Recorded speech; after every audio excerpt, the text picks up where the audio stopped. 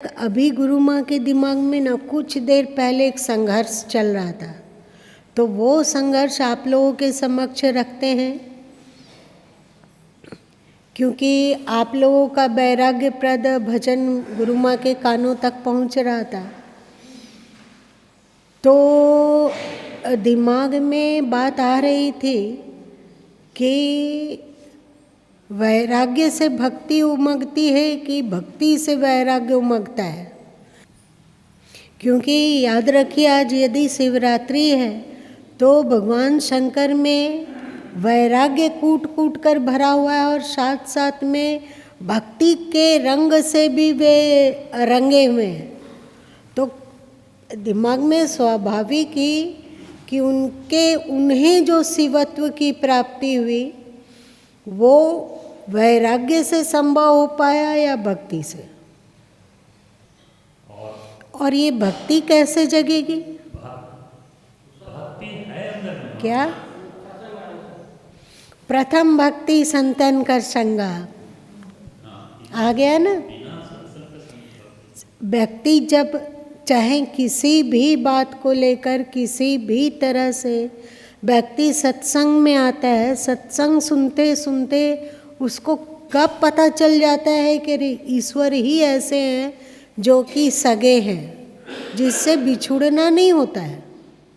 हम उनको जाने तो भी ना जाने तो भी, यदि हम भौतिक जगत में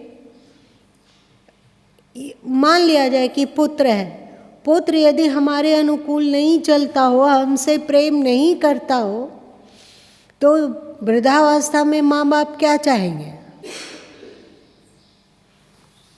हम नमक रोटी खाएंगे लेकिन शांति से रहना चाहते हैं।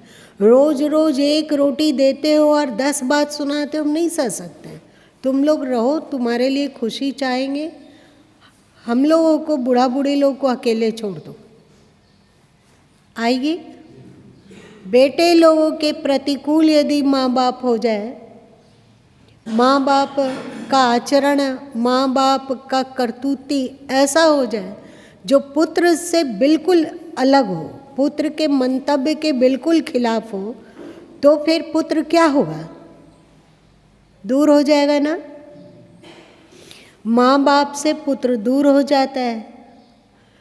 और अब देखिए, इसी तरह सब रिश्ते हैं।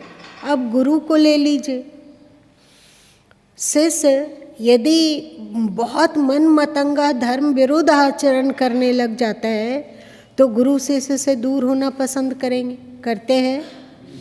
शिष्य यदि गुरु में कोई ऐब देख ले, कोई ऐसा चीज़ देखे और साथ साथ में गुरु से मंतव्य अपना नहीं मिलता हो, गुरु से दुख मिलता हो, अथवा गुरु से गुरु की कसौटी बिल्कुल तड़पा देती हो, तो वहाँ पर क्या होगा? शिष्य दूर हो सकता है, होता है ना।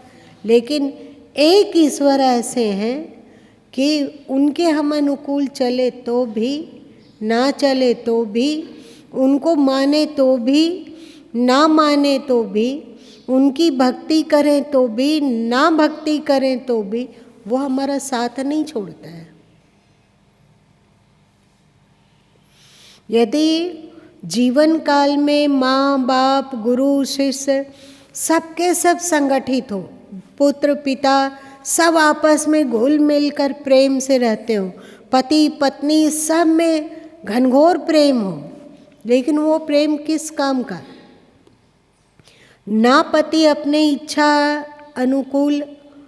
के अनुरूप पति पत्नी के साथ रह सकता है, ना पत्नी अपनी इच्छा के अनुरूप पति के साथ रह सकती है क्या? एक दिन जबरन धक्का देकर हम लोगों को इस शरीर से निकाल दिया जाता है, तो ये भी साथ नहीं रह सकते। दुनिया का कोई संबंध ऐसा नहीं है कि घनघोर प्रेम होते हुए भी वो हमारा शाश्वत सगा बन जाए, ये संभव नहीं है। शाश्वत सगा एकमात्र परमात्मा ही है। हम जैसे भी हैं, जो भी हैं, फिर भी वो हमारा साथ नहीं छोड़ता है। हम भले ही स्वार्थी हो जाए और उनसे नज़र फेर ले पर वो हमसे नज़र नहीं फेरता है। सही। और एक बात बताते हैं, जो कहा गया कि प्रथम भक्ति संतन कर संगा, संत की क्वालिटी क्या होती है, जो सच्चे सदगुरु हैं उनकी क्वालिटी क्या होती है? वही, जैसे परमात्मा आप जैसे भी हैं फिर भी आपका साथ नहीं छोड़ता है, वैसे ही सदगुरु भी होते हैं, क्योंकि उनमें परमात्मा तत्व, उनमें परमात्मा का विज्ञान प्रकाशित हो रहा है। परमात्मा के गुणों से उनका जीवन भरता जा रहा है, परमात्मा के गुणों से उनका जीवन भरता जा रहा है। तो वे आपके प्रति कठोर हो सकते हैं, पर उस कठोरता में द्वेष नहीं होगा। इस बात को याद रखिए, सदगुरु कठोर हो सकते हैं पर उस कठोरता में द्वेष नहीं होगा। आप उनके शरण में आए और उनके निंदक बन सकते हो, पर सदगुरु आपका हित का चिंतन अथवा आपके प्रति कि कल्याण हो, सर्वे भवन्तु सुखिनः, सबको सद्बुद्धि मिले, अच्छी बुद्धि हो, अच्छी गति हो, ये भावना बनी रहती है। तो परमात्मा की क्वालिटी उनमें प्रकाशित हो रही है ना। अब जिनमें जितने अंशों तक परमात्मा की क्वालिटी प्रकाशित हो रही है, उनके सत्संग और उनके सानिध्य से उतना ही अधिक भक्ति का, ईश्वर के प्रति भक्ति पुष्ट होने लग जाती है। सही। आप एक और चीज़ देखिए, एक और चीज़ देखिए कि कर्तव्य भले ही उनको किसी के प्रति ज़्यादा सावधान और किसी के प्रति थोड़ा कम सावधान कर देता हो। जैसे कि मान लीजिए आप लोग घर में रहते हो, आप लोगों के पड़ोसी हैं कि नहीं हैं, तो फिर आप अपने घर से प्रेम निश्चय ज़्यादा कर रहे हो, सही, पर पड़ोसी के प्रति भी कम प्रेम नहीं है। कर्तव्य परिवार के प्रति भले ही ज़्यादा हो रहा हो, पर प्रेम और हित चिंतन अथवा अपनापन की भावना पड़ोसी से भी उतनी ही है जितना अपने परिवार के प्रति है। क्या ये संभव है? जैसे ध्यान दो, ईश्वर क्या है, अपने भक्तों से अधिक प्रेम कर रहा है ना। अहम भक्ता पराधीनो, मैं भक्तों के पराधीन हूँ, ऐसा श्री कृष्ण कह दिए। और सदगुरु कबीर साहब कह दिए, जो मोहि जाने ताहि मैं जानो, है ना। जो मुझे जानता है मुझे भजता है, लोक वेद का कहा ना मानो। जो मुझे भजता है मैं उसे भजता हूँ, ऐसा सदगुरु कबीर साहब कहते हैं। ईश्वर अपने भक्तों से विशेष प्रेम करता है, यह उनका दायित्व है, उनका कर्तव्य है, अथवा ये रीत है। पर क्या बाकी प्राणियों से वो प्रेम नहीं करता है? क्या बाकी प्राणियों से प्रेम नहीं करता है? करता है ना। तो ये क्वालिटी जब तक संत में ना उतर आए, जब तक शिष्य समुदाय में ना उतर आए, तब तक वो ईश्वर की ओर अग्रसर कैसे हुआ बताओ। अब देखो, एक उदाहरण दे लो। संत और संसारी लोगों में क्या अंतर है, सो ध्यान से देखो। जैसे गुरु माँ ने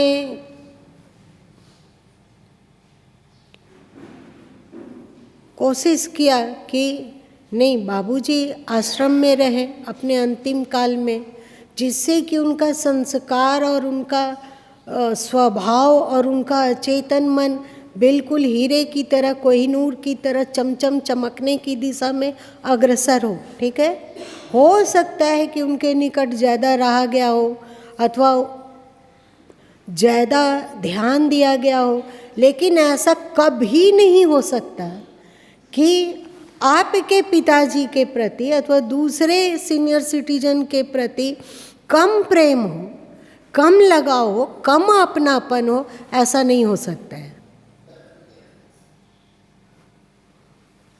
सही?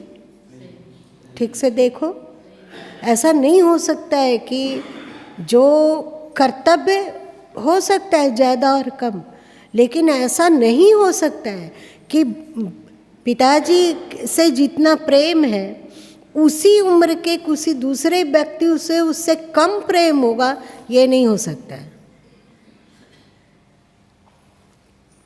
भक्त लोगों के प्रति, शिष्य लोगों के प्रति भले ही वे ज़्यादा सतर्क रहते हो और सबका हित चाहते हो, कल्याण चाहते हो, पर जो शिष्य नहीं है उनके प्रति प्रेम कम नहीं होगा। वे उनका हित सोचने लगे, चाहे उनसे द्वेष करने लगे, ऐसा नहीं संभव है क्या?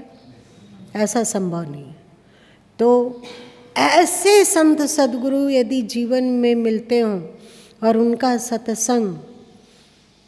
सत्संग आगे बढ़ते जाता है, आगे बढ़ते जाता है, आगे बढ़ते जाता है। और एक बात कि कैसे हम ईश्वर की भक्ति प्राप्त करें, इसकी चर्चा हो रही है कि ईश्वर को हमने देखा नहीं, सुना है। और सुना भी है क्या? अनेक तरह से सुना। किसी ने कहा कि वो परमात्मा शंकर जी जैसे होते हैं, सही? कोई भगवान, किसी ने कहा कि वे परमात्मा भगवान शंकर की तरह होते हैं, किसी ने कहा कि वो परमात्मा भगवान विष्णु की तरह होते हैं, किसी ने कहा कि वो परमात्मा गणपति की तरह होते हैं, किसी ने कहा कि वो परमात्मा देवी दुर्गा की तरह होती हैं, किसी ने कहा सरस्वती की तरह होते हैं, किसी ने कहा कि गणपति जी की तरह। अब ये दिमाग का कंफ्यूजन, अब इसमें से सत्य क्या माने? आप लोगों को नहीं लगा कि आखिर परमात्मा माने तो माने किसको माने? इसको मानते हैं तो लगता है कि ये नाखुश हो जाएंगे, इनको मानते हैं तो लगता है तीसरा कोई नाखुश हो जाएगा। परेशानी कम है क्या? एक व्यक्ति लक्ष्मी की चाहत रखता था, तो किसी वैष्णव संत के पास वह पहुंचा और कहा, महाराज हमें लक्ष्मी जी की सिद्धि का कुछ उपाय बताइए, जैसे कि मेरे घर में भी धन संपदा है। तो संत जी महाराज कहे कि ये है श्री सूक्त, मतलब लक्ष्मी जी का मंत्र, और तुम लक्ष्मी जी का विग्रह को रख लो पूजा कक्ष में और इन मंत्रों से उनका आवाहन करो, तुम्हारे घर में लक्ष्मी का बरकत होएगा। तो वो व्यक्ति लक्ष्मी जी की विष्णु जी की पूजा करने लगा। किसी ने वैष्णव से पूछा तो वैष्णव ने कहा कि विष्णु जी की पूजा करने पर वे सब तरफ से मंगल करते हैं, तो भगवान विष्णु को स्थापित करके उनकी पूजा करो। और विष्णु जी का मंत्र भी दे दिया। पूजा होने लगा, 1 साल बीत गया, 1.5 साल बीता, 2 साल बीता, लेकिन लक्ष्मी का कोई बरकत नहीं हुआ। तो फिर से वो दूसरे संत के पास गया, तो दूसरे संत ने कहा कि अरे बुद्धू, भगवान विष्णु हैं, वे योग ध्यान और अन्य दिक्कतों से भले उबार ले सकते हो, पर धन की दात्री तो लक्ष्मी जी ही है। इसलिए आप विष्णु जी में डूबना छोड़कर लक्ष्मी जी की पूजा करो, तो वे तुम्हें धन धान्य से संपन्न कर देंगे। व्यक्ति यही करने लगा। अब विष्णु जी का तस्वीर कहाँ रखे? उसके मन में होने लगा कि इतना दिन विष्णु जी को पूजे हैं और अब लक्ष्मी जी को पूजने लग जाएंगे, तो हो सकता है उनको बुरा लग जाएगा कि हमारा था आज तक, आज किसी और का हो गया। तो विष्णु जी को उठा करना, लक्ष्मी जी नीचे पूजा टेबल में रखे हुए थे, उनके ऊपर में एक अलमीरा था, उसमें विष्णु जी को सजा दिया और नीचे दीपक जला रहा था और अगरबत्ती जला रहा था। तो उनको लगा कि ये अगरबत्ती का धुआं तो ऊपर ही उड़ रहा है, तो फिर विष्णु जी के नाक में चला जाएगा ये धुआं, और उसके बाद उनको लगेगा कि आज तो मेरे पास अगरबत्ती जलाया नहीं, ये किसके लिए अगरबत्ती जला रहा है। और ये दीपक का लौ, और दीपक की रोशनी और प्रकाश भी उनकी ओर जा रहा है, तो वे तो जान जाएंगे कि ऐसा तो दीपक का प्रकाश होता है, और ये मेरे पास जलाया नहीं है, तो जलाया है कहाँ। बहुत परेशान हुआ, अंत में सोचते सोचते सोचा कि भगवान विष्णु के विग्रह में के आँख में पट्टी बांध देते हैं, जिससे कि उनको दीपक की रोशनी ना दिखे, और नाक में रुई कस देते हैं, जिससे अगरबत्ती का धुआं भगवान विष्णु के पास ना पहुँचे। तो रुई लाया खोज खाच के, और पहले आँख में पट्टी बांध दी। आँख में पट्टी बांधना आसान था, पर नाक में रुई खोसने लगा। फिर लाया कुछ सुई लाया, कुछ लाया, पेचकस लाया, और नाक में रुई कसने लगा। तो भगवान खिलखिला कर हंसती हैं, हंसी सुनाई पड़ी। तो भक्त बोला कि भगवान, आज तक कोई संत ऐसा नहीं बोले कि भगवान के नाक में रुई कसने से वे खुश होते हैं। ये आज पहली बार पता लगा है। अब बताओ ऐसे में क्या किया जाए। वहाँ तो संत ने उन्हें भगवान विष्णु की प्रीति में उलझा दिया, किया ना, और वही प्रीति उसके अंदर में बनी रही कि यदि हम दूसरे को पूजेंगे तो उनको अच्छा नहीं लगेगा। उनको तो पूज नहीं रहे हैं, उनको तो हम ताखे पे रखते हैं, और पूज रहे हैं लक्ष्मी जी को, तो उनको बुरा लग जाएगा, और वे जान लेंगे कि हम किसी और को पूज रहे हैं, तो बिल्कुल उनको पसंद नहीं आएगा, उनको दुख होगा। ये भक्ति है या नहीं, है ना। और उन नाक में रुई कसना ये भक्ति है कि और क्या है। भगवान को सच समझ रहा है ना, भगवान को सच समझ कर रुई कस रहा है। तो इसी तरह जब संत लोग में आग्रह, झगड़ा, तकरार होने लगता है, तो समझना हमें तो गुरु माँ को तो लगता है कि पता नहीं ये क्या है। इससे अच्छा संत समुदाय ना ही होवे तो ही अच्छा है, किसी संत से ना जुड़ा जाए वो ही अच्छा है। शिव चर्चा वाले, हम शिव चर्चा को मानते हैं और किसी को नहीं मानते। आप लोग भी मानते हो, पर आप ईश्वर तत्व को मान रहे हो, सही। और आप जान रहे हो कि इन जो भी है सब में वही ईश्वर तत्व प्रकाशित है ना, वही ईश्वर तत्व प्रकाशित है। अब गैस का चूल्हा जलाना हो तो कोई लाइटर से जला रहा है और कोई माचिस चीज के जला रहा है, सही। कोई पत्थर रगड़ के आग उत्पन्न करके उससे जला रहा है, कोई मोमबत्ती जलती हुई मोमबत्ती से जला रहा है। देखने में लगता है कि जलाने का तरीका अलग अलग है, पर अग्नि तत्व एक है। ये बात संत जानते हैं, सच्चे संत इस बात को जानते हैं, और वे उपदेश करते हैं कि बच्चे इन पचड़ों में मत उलझो। आकार से परे भी कुछ तत्व है, और जो आकार से परे तत्व है वही सभी आकारों में समाहित है। इसीलिए गुरु माँ कई बार बोलते हैं, भले ही अपने इष्ट के प्रति निष्ठा रखो, पर प्रतिष्ठा सभी महान आत्माओं के प्रति रखो। क्यों? क्योंकि सभी महान आत्माओं में विशेष रूप से परमात्मा का ही प्रकाश प्रकाशित हो रहा है, सही। ये ज्ञान हम संतों से जानते हैं। संत के पास आते आते आते आते आते आते जब तक अब गुरु माँ को लगने लगा है, क्योंकि जैसे जैसे ईश्वर का प्रकाश अंतस में प्रकाशित होता जाता है, वैसे वैसे ईश्वर का अनेक रहस्य खुलता जाता है।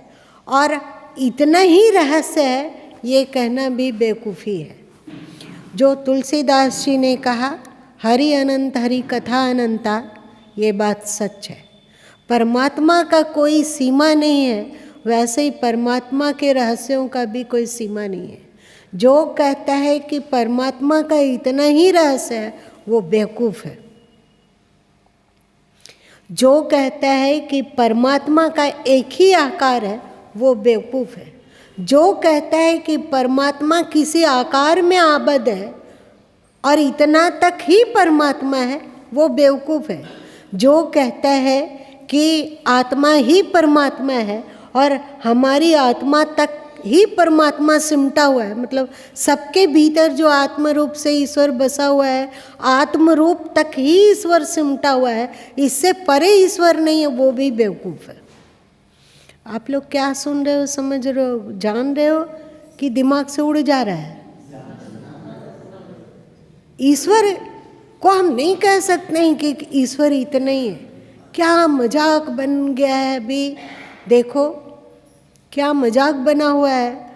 कोई संत हैं जो कहते हैं कि यहीं तक, बाकी सबसे द्वेष करो। कोई कहते हैं यहीं तक, मेरे तक, बाकी सबसे द्वेष करो। ये क्या लगता है, कहीं हम लोग विभ्रमित संत के पास तो नहीं चले गए? व्यक्ति जिससे जुड़ता है,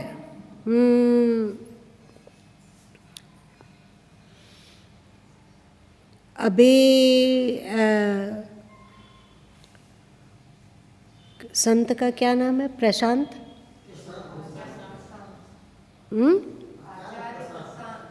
आचार्य प्रशांत। अब उनका नया सिर्फ हुआ है कि आत्मा नहीं है, पुनर्जन्म नहीं है, जो कुछ है सो यही है। अब जो उनको मानने वाले हैं वे तो अपने आँख में पट्टी बांध लिए, कान में रुई लगा दिए। अब ना उन्हें दूसरे की बात सुनना है, ना दूसरे की बात समझना है, ना कहीं और जाना है, ना उनके अतिरिक्त और किसी के ग्रंथों का स्वाध्याय करना है। नहीं लगता है कि फिर हमें किसी डबरे में कैद हो गए? कभी कभी तो गुरुमा सोचने लग जाते हैं कि आदमी के विवेक को हो क्या गया है। ऐसा तो नहीं कि गुरु को माँ को भी लग रहा हो कि जो वे कह रहे हैं वही सत्य है, बाकी सब झूठ बोल रहे हैं। क्या लगता है आप लोगों को? क्यों? ऐसा तो नहीं कि आप भक्ति का पट्टी बांध लियो आँख में। उस पर बोलिए, माइक पर।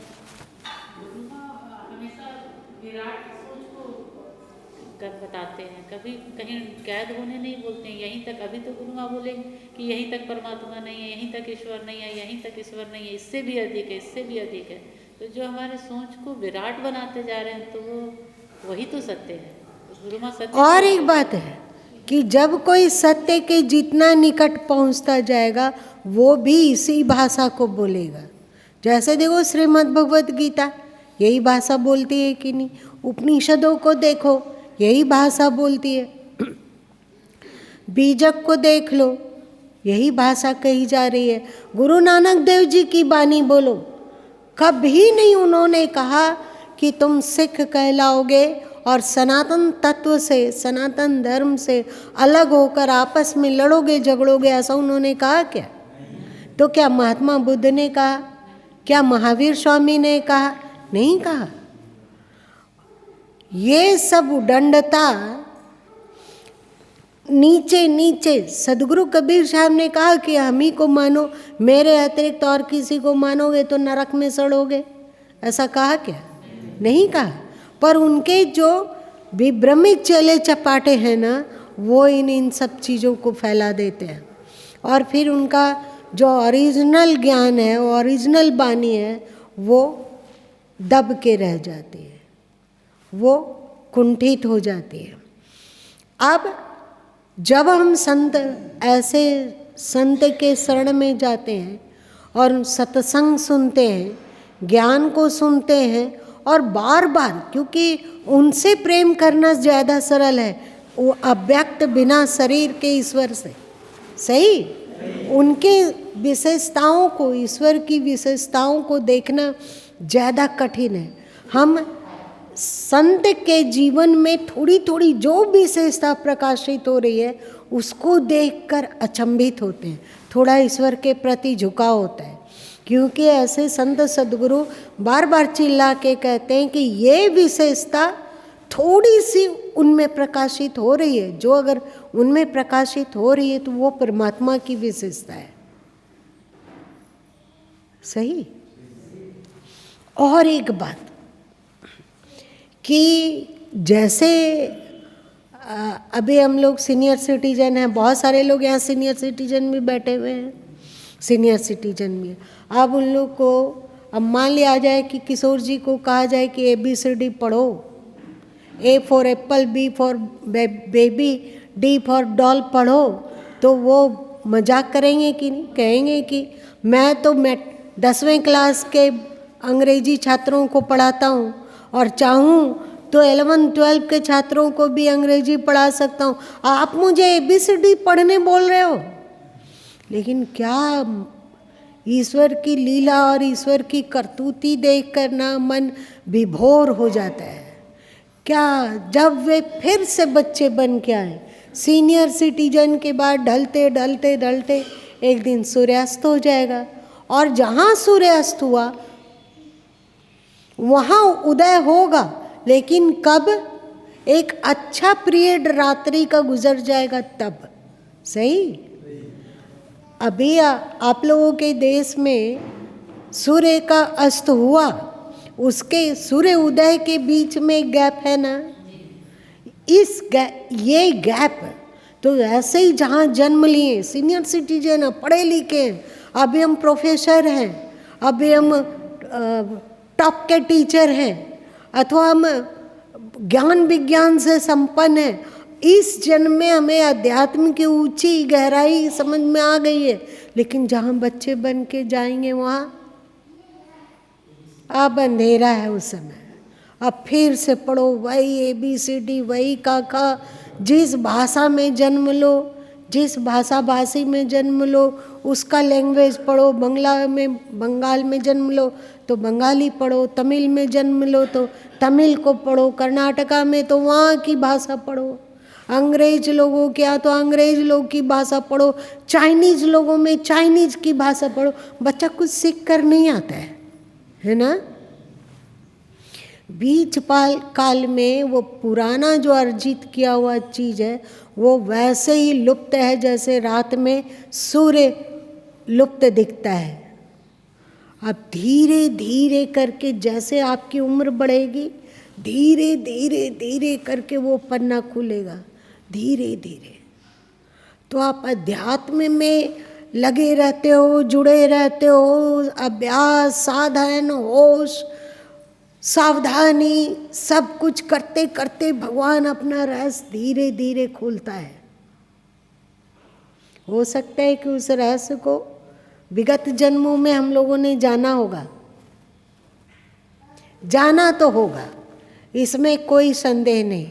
क्योंकि यदि हमारा गोत्र सत्य है तो कभी ना कभी हम लोग राम के समय में भी रहे होंगे, कृष्ण जी के भी समय में रहे होंगे, और जब भगवान शंकर इस धरती पर लीला कर रहे होंगे, जब वे कैलाश पर्वत को सुशोभित कर रहे होंगे, जब वे अपने ज्ञान विज्ञान को सप्तऋषियों को दे रहे होंगे। कहा जाता है कि सप्तऋषियों के आदि जनक वो ईश्वर शिव के रूप में आया और फिर उन्होंने सप्तऋषियों को ज्ञान दिया।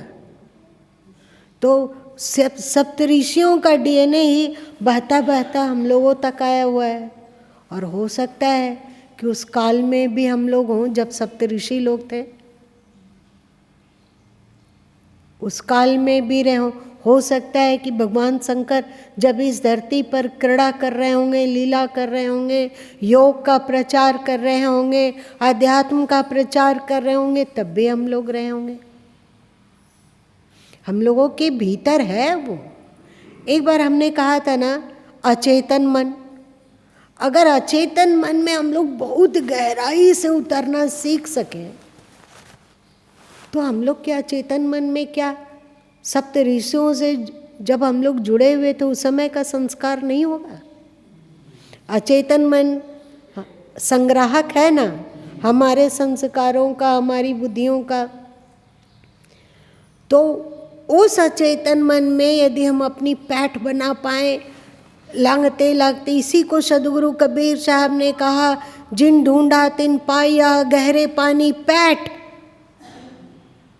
अचेतन की गहराई में पैठ बना पाए तो क्या हम दिव्य संस्कारों तक नहीं पहुंच जाएंगे, जहाँ पर हम ज्ञान विज्ञान से संपन्न कोई ऋषि थे। ये मत सोचो कि अभी तो हम लोग भौतिकवादी बन गए हैं, भौतिकता में डूब गए हैं, केवल केवल पैसा पैसा पैसा, परिवार परिवार परिवार, इसके अतिरिक्त और कुछ दिखता नहीं है, इसके अतिरिक्त कुछ देखना नहीं चाहते हैं, इसके अतिरिक्त कुछ सुनना नहीं चाहते हैं, ऐसा हम लोग कहते हैं। पर ये हम लोगों की क्वालिटी नहीं है, इस बात को याद रखो। तो ये किसकी क्वालिटी है? मीडिया की। जिस चीज़ को हाय हाय करके ज़्यादा प्रचार किया जाता है तो हो जाता है प्रचार, वो आदमी के भीतर उतर जाता है। हम लोग हिंदू घर में जन्म लिए, सनातन धर्म में जन्म लिए, तो हम लोगों को इस तरह की बुद्धि मिल गई। सही? क्योंकि यही हम बचपन से सुनते आए, समझते आए, देखते आए। यदि मुस्लिम घर में जन्म हो जाता तो उनकी जैसा कट्टरता हम में आता। आज हम कहते हैं पराया धन मिट्टी के ढेले के समान, सभी जीव अपनी आत्मा के समान, पराई स्त्री माता के समान। हिंदू धर्म का श्लोक है ना, मातृवत परदारेषु। और जब यदि इस्लाम में जाते हैं तो क्या है? लूट का माल गनीमत है। बच्चे को लूट के ले आओ, स्त्री को लूट के ले आओ, चाहे धन को लूट के आओ, वो शुद्ध है, निर्मल है, उसको स्वीकार किया जाना चाहिए, उसको अपना बना लेना चाहिए। बच्चों को अपने नौकर चाकर खवास दास बना लो, औरत को रखैल बना लो, धन को भोग की वस्तु बना लो। ये दिमाग में आ सकता था। ईसाई घर में जन्म लेते तो उसी तरह की बुद्धि हो जाती। तो ये कैसे जाने कि वो जो बोल रहा है वो उसका अनुभव है कि चारों तरफ से जो सुना वो जैसे माहौल में रहा वैसी बुद्धि हो गई। सही? अब इन सब सीखे हुए बातों से अलग असंग होकर ये बहुत बड़ा मोर्चा है। सही? अब जितना कुछ हम सीख लिए, उन सीखे हुए से ऊपर उठकर खोजी बने, होश पूर्वक खोजी और विवेकी बनकर शास्त्रों को छान मारे कि आखिर सच्चाई किस गुफा में छुपा हुआ है। खोजते खोजते खोजते सभी उस सच्चाई तक पहुंच सकेंगे, ये कठिन है।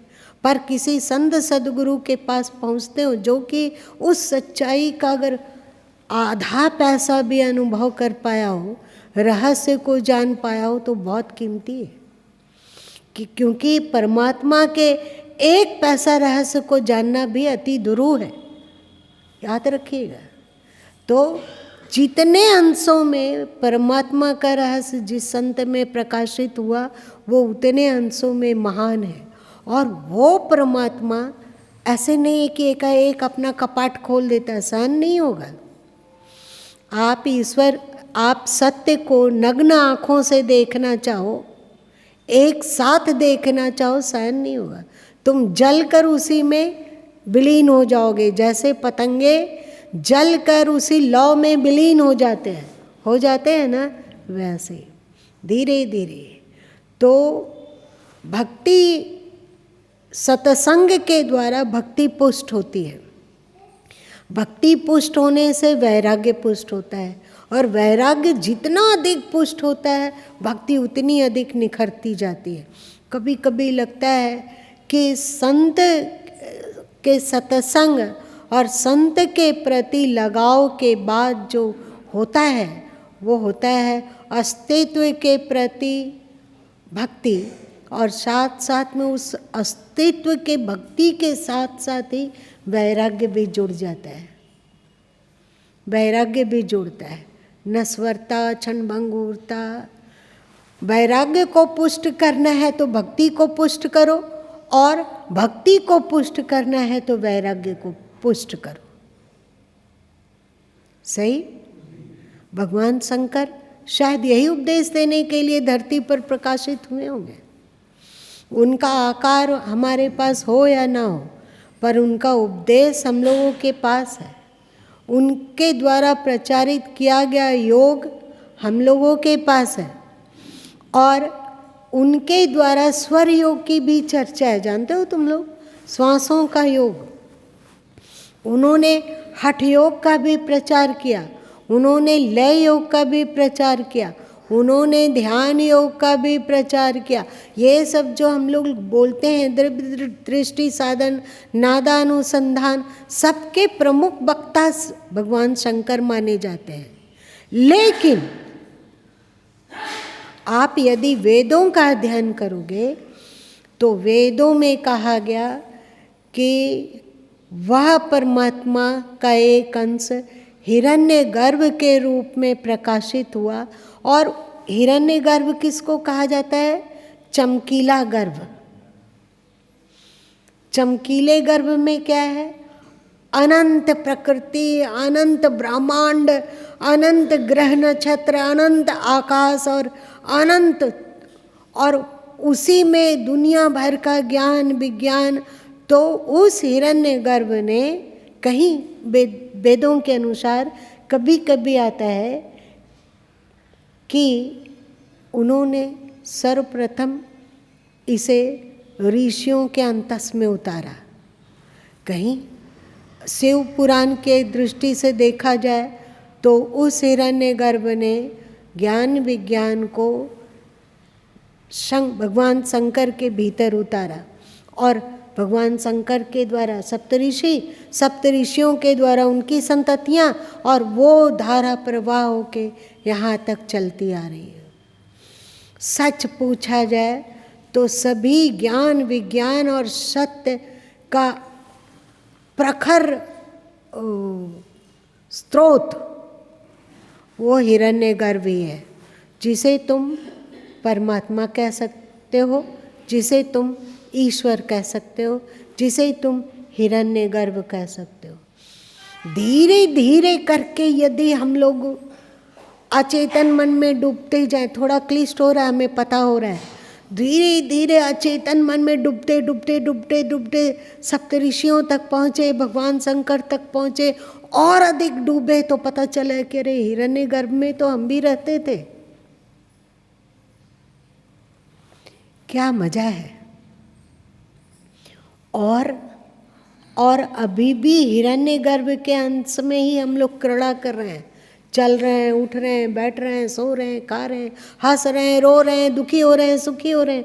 वो हमसे कभी अलग हुआ ही नहीं, ना अलग हो सकता है।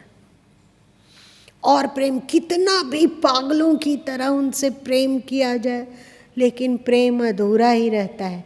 इसी को तो सदगुरु कबीर साहब कहें, ढाई आखर प्रेम का, वो आधा ही रहता है। लगता ही नहीं है कि पूरा हो गया प्रेम। ईश्वर के प्रति प्रेम, अध्यात्म के प्रति प्रेम, सदगुरु सत्ता के प्रति प्रेम बढ़ता जाता है, और लगता है अभी तो भगवान थोड़ा और सा प्रेम दे दो ना, थोड़ी और भक्ति दे दो ना, उनके इशारे को समझ सके, ऐसी योग्यता दे दो प्रभु। वो क्या चाह रहे हैं इसकी क्षमता दे दो, और साथ साथ में ये क्षमता दे दो कि वो जो चाह रहे हैं उसी के अनुरूप हमारा जीवन यापन हो। बस जिस दिन ऐसा उस स्थिति को प्राप्त करेंगे तो वो दिन हम लोग के लिए होगा शिवरात्रि और शिव दिवस। आज इतना ही रहने दे। आप यदि चाहो तो इसमें कुछ पूछना तो पूछ सकते हो। ऐसा तो नहीं कि दिमाग से ऊपर ऊपर निकल गया, संस्कार बनता है, संस्कार अवश्य बनेगा। भले ही एक ग्लास में आप घी भर दो,